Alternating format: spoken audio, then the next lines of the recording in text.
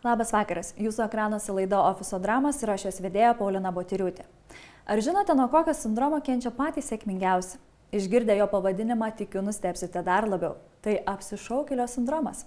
Apie tai, kas tai yra, netrukus pasikalbėsime su psichologe, lektore ir verslo konsultante Laura Rimkute. Labas, Laura. Labas. Apsišaukėlio sindromas skamba taip, lyg tai būtų psichologo kabinete diagnozuojama liga. Kas tai yra iš tikrųjų? Negalim sakyti, kad jau čia yra diagnozė nustatinėjama tokiu būdu, tačiau psichologai, terapeutai dirbantys su pacientais tikrai turi pastebimą tendenciją, kad žmonių dvejojimas savimi, abejonės savo kompetenciją, savo daromų dalykų kokybę susiveda į tai, ką ir galima bandome sudėti po to žodžiu apsišaukėlio sindromas. O jei reikėtų taip apibrėžti, tai kas yra apsišaukėlio sindromas? Kas tai būtų? Žmogaus tokia savijauta, ar ne, ir vidinis mąstymas, vidinė kalba, kuri labai jam sako, kad viskas, ką darai, nėra pakankamai gerai, kad viskas tikriausiai dabar tuoj visi sužinos apie tai, kad nieko tu vertas, nieko tu nemoki ir paaiškės ta tiesa, kad esi apsišaukėlis toje veikloje, dažniausiai profesinėje veikloje, kurią tu darai, kur tu tarsi turi uždėtus antpečius, esi tituluojamas kaip ekspertas, kaip savo srities žinomas, bet viduje tau yra jausmas, kad nieko aš nei velnio nežinau, nors tie visi dalykai, kuriuos aš turiu kaip pasiekimus, tai čia man pasisekė, jie taip sukrito, gerai susiklostė įvykiai, o viduje yra pojūtis, kad tai yra didžiausias siaubas, labai baisi būsena, didžiulis stresas ir netgi turime dažnai atvejus, kur yra lydinti depresija iš to, kad iš tikrųjų man sunku būti su tuo jausmu, nes viskas tuoj ims ir sugrius. Ar teisinga sakyti, kad tai yra mąstymo būdas? Mes galim sakyti, ar ne, mąstymas visada susijęs su mūsų savijauta ir emocijomis, kurias jaučiame, tai taip, tai yra ir mąstymo būdas, ir tada tai lydintis mūsų jausmai, būsena, ta vidinės emocijos, kurias kartu su ta mąstysena mes išgyvenam. Pakalbėkime apie šitus du dalykus atskirai. Mintys. Tai kokie vidiniai dialogai, tos mintys, kaip skamba žmogaus viduje? Kaip tai skamba? Tai iš tikrųjų, tai ką vardijau ką tik kaip pavyzdžius, tai ir būna dažnos formos to viduje vykstančio monologo. Mes visi kalbamės labai dažnai su savimi, tai būtent tokiu atveju, kai aš patiriu arba išgyvenu tą apsišaukėlio sindromą, aš tikrai galvoju visas šitas mintis, aš piešiu juodžiausius scenarijus, aš matau ateitį, man taip atrodo, ar ne, kaip tuoj visi sužinos, kad aš kažko nemoku, esu netikęs, paaiškės, kad aš esu nekompetentingas ir panašiai. Tai kiekvieno žmogaus situacijų gali skirtingais sakiniais arba skirtingom frazėm skambėti. Kai kurie netgi mąsto vaizdiniais, tai net jeigu jūs net pažįstat, kad šnekuosi su savim, tai kai kam tai gali būti, sakyti, aš matau ryškų vaizdinį, to jau fiasko šitos baisios pabaigos, kuri lauks, kai aš imsiu ir padarysiu kažką tokio svarbaus, reikšmingo. Labai įdomiai skamba ta vieta, kad tuoj visi sužinos, kad aš esu iš tikrųjų, nežinau, netoks kompetentingas, kaip kiti mano, kurioje vietoje čia yra tas neatitikimas, kad kiti mano per daug, kad aš galiu, ar aš pats savim nepasitikiu. Tai visas tas mūsų mąstymas, mes niekada negalim žinoti, ką iš tikrųjų kiti mano, bet aišku, viskas perleidžiama per vidinio pasitikėjimo savimi prizmę. Ir labai dažnai šitoje situacijoje mes turim trūkumą to gilaus savęs, savo vertės jausmo, tokios tvirtos, stabilios savivertės, kuri nebūtų pririšta prie rezultato paties. Nes žmonių, kurie kenčia nuo šito sindromo, dažnu atveju problema yra ta, kad jų vertės jausmas yra surištas tarsi nuo vaikystės, jie dažnu atveju buvo gal taip auginami, tėvai arba juos pernelyg gyrė, arba pernelyg griežtai kritikavo, bet iš esmės padarė jiem tokį įspūdį, kad tu esi vertingas tada, kai tavo rezultatas, tavo pasiekimai atitinka kažkokį tai standartą. Ir jiem trūksta vidinio pojūčio, kad aš esu vertingas vien dėl to, kad esu gyvas, kad gyvenu, kad esu unikalus ir nuostabus ir man nereikia įrodinėti savo vertės. O iš kokių gyvenimiškų situacijų mes galim patys save pagauti, kad, visgi dedu lygybės ženklą tarp savo vertės ir savo pasiekimų?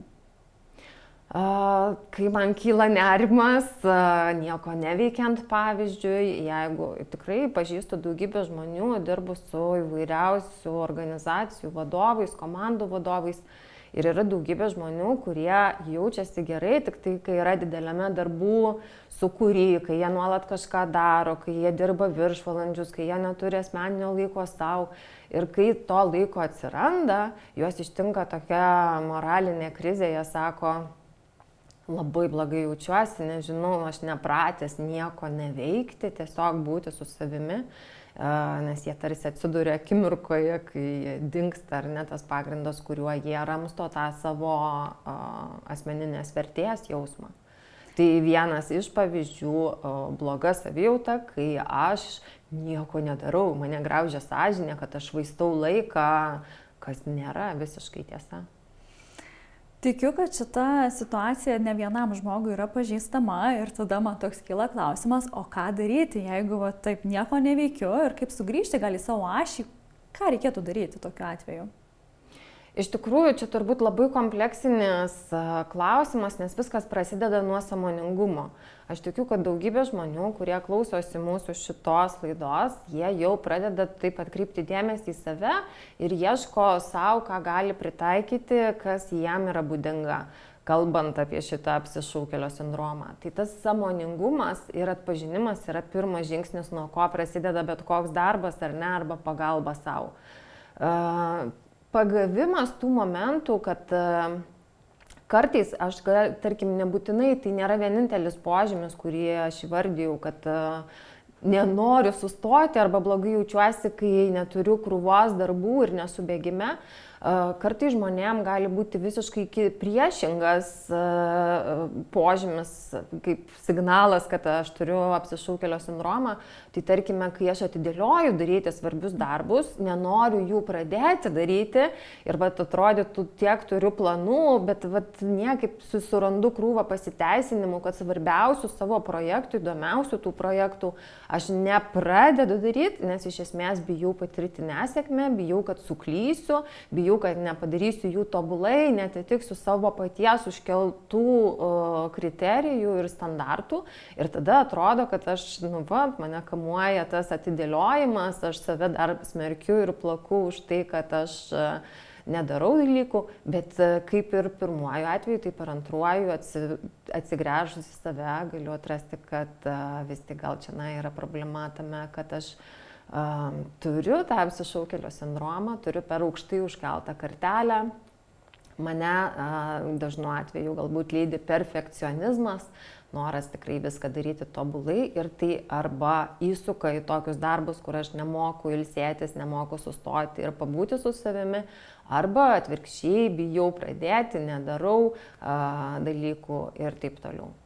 Tai čia yra pirmas žingsnis truputėlį pasišnekėti atvirai su savimi ir pasakyti, kad gal aš turiu šitą iššūkį.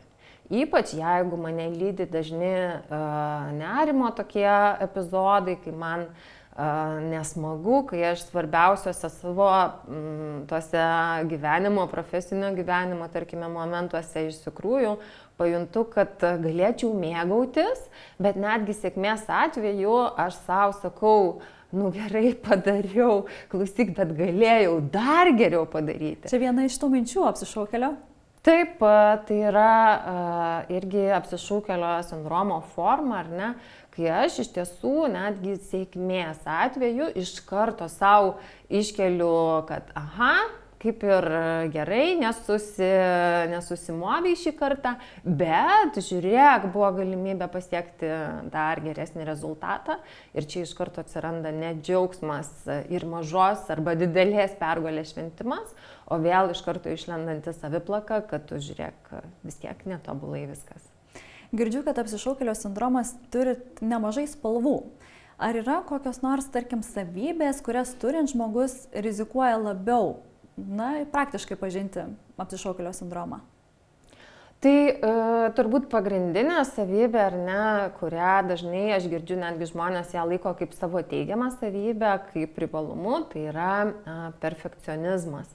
Kai aš noriu 100% laiko viską daryti 100% gerai ir tikrai dalis žmonių tuo didžiuojasi, jie sako, kad tai man padeda pasiekti gerų rezultatų, aš esu dėl to geras darbe, tačiau neįsisąmonina galbūt kokią kainą už tai sumoka. Tai tas noras viską daryti tobulai yra vienas iš rizikos veiksnių. Tuomet tokie labai aukšti užkelti reikalavimai savo, griežtumas su savimi ir aišku, dažnu atveju tuomet tai galioja ir kitiems, tada kai esu griežtas savo, esu griežtas ir aplinkiniams. Noras viską kontroliuoti, noras sužinoti kiekvieną detalę, elementą. Tada mes turime žmonės, kurie sunkiai deleguoja, viską bando suvaldyti ir tokiu atveju irgi apsikrauna papildomais darbais. Tai tos savybės, kurios mūsų, taip sakykime, vakarietiškoje kultūroje dažnai vertinamos kaip sėkmės atributai arba tuo, kokiu reikia būti, kad tu būtum sėkmingas žmogus, iš tikrųjų, žiūrint iš tos kitos prizmės, atveda mus prie didelės duobės, prie blogos emocinės, psichologinės savijautos ir kur atrodo žmogus galėtų džiaugtis, šaukti, kad valio, aš nuostabius pasiekimus gyvenime turiu, dėja, jis yra visiškai priešingoje emocinėje būsenoje ir mums kartais tai atrodo sunkiai suvokiama, ar ne, nes mes iš šalies žiūrime į tokį sėkmingą žmogų, mums atrodo, kad jis turi viską, jis jau padarė ir savo karjeroje paėmė viršūnes, bet jo vidinė būsena jam sako visai ką kitą. Mes vis kalbam apie tą vidinę būseną, apie tuos jausmus ir jau girdėjau, kad tam tikrai jausmai yra nerimas, nusivylimas savim. Kokios emocijos lydi tą apsišaukėlį, kokioj būsenoje jis būna? Tai turbūt pagrindinė, ar ne, yra tas dvejojimas savimi, baimė būti, kad atsiskleista teisybė, visi jau viską dabar apie mane pamatys. Ir greta gali eiti visokie mums tie sunkus emociniai buvimai, tokie kaip kad netgi depresyvios nuotaikos, liūdesys, energijos neturėjimas, nenoras nieko daryti, nes iš tiesų aš jau nusipiešiu tą blogiausią scenarijų, ar ne, ir gyvenu tą nerimą tada lygdį ir buvimas jau tame juodžiausiame mano įsivaizduotame dalyke, kuris tikrai įsipildys. O šitas sindromas, iš esmės, jis kažkaip susiformuoja, mes jį lemia kokie nors įvykiai, ar su tuo yra gimstama?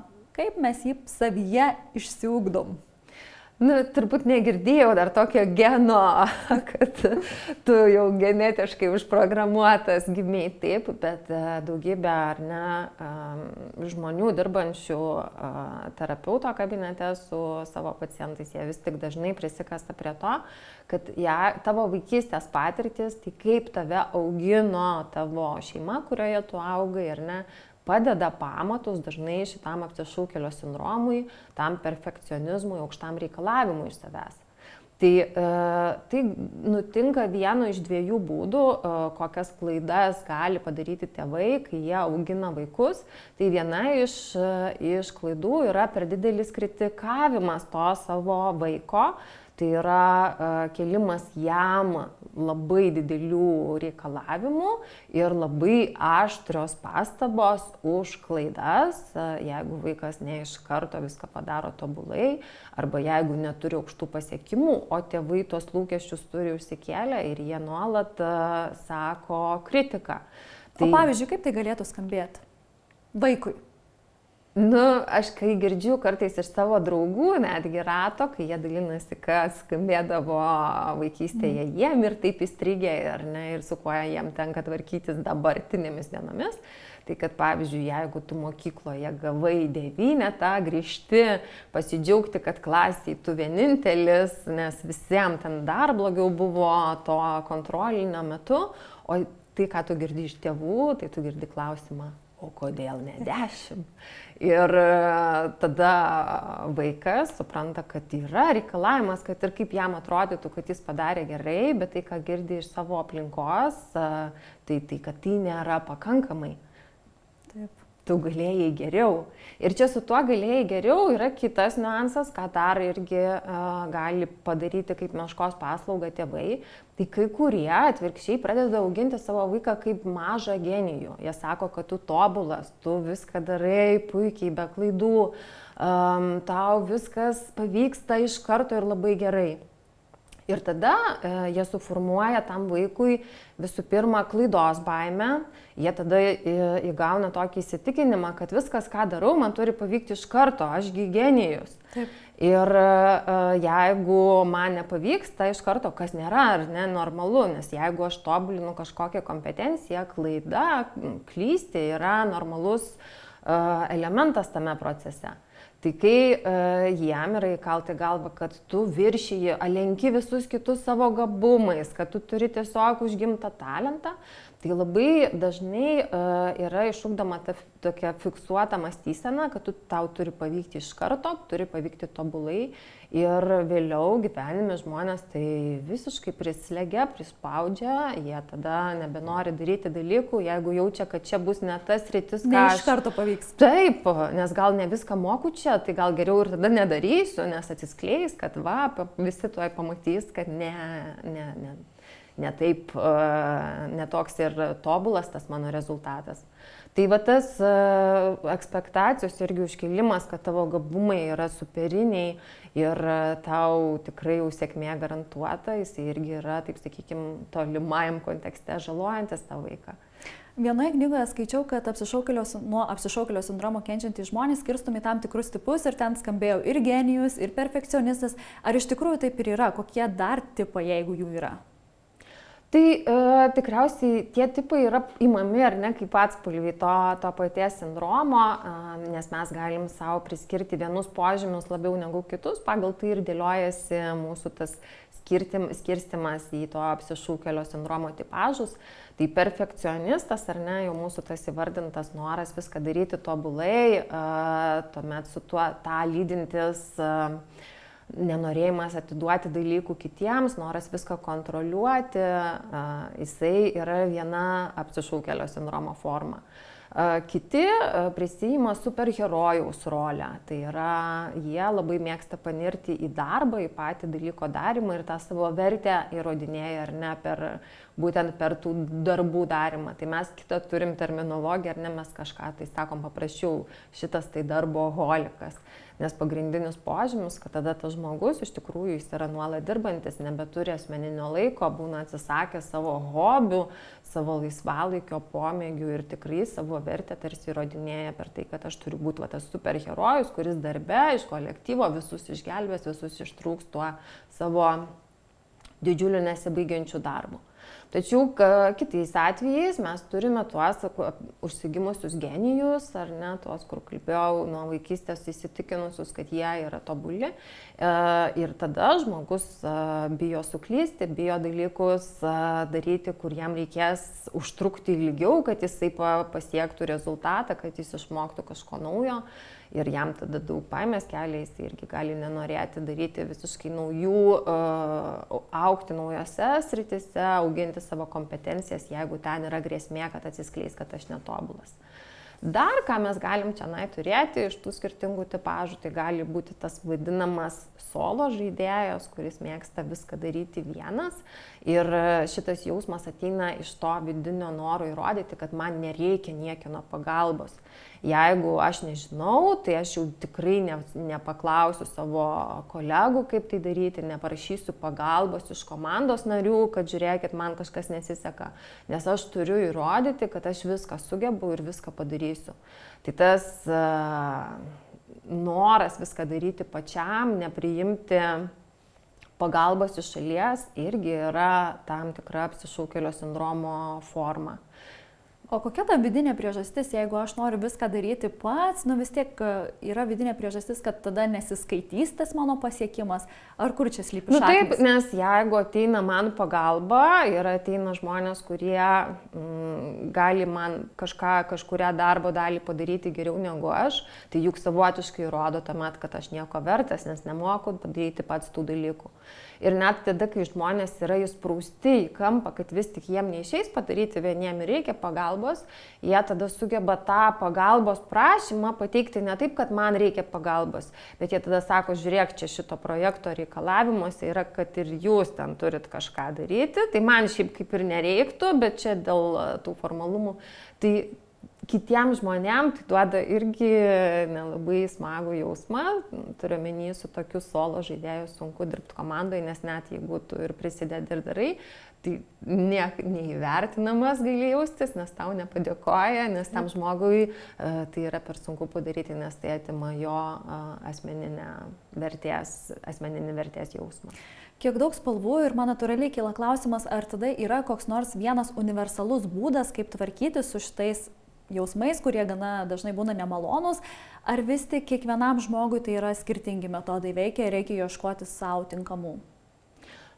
Tikriausiai mes turim ir taip. Yra universalūs dalykai, mes pradėjom ar ne jau kalbėti nuo to įsivardinimo arba sąmoningumo ir supratimo, kad gal turiu vis tik požymių šitos problemos, šito apsišaukėlio sindromo. Ir čia daugybė žmonių atrodo sudėtingas darbas, kai mes pradedam kalbėti, reikia mokytis atjausti save, būti švelnesniu su savimi.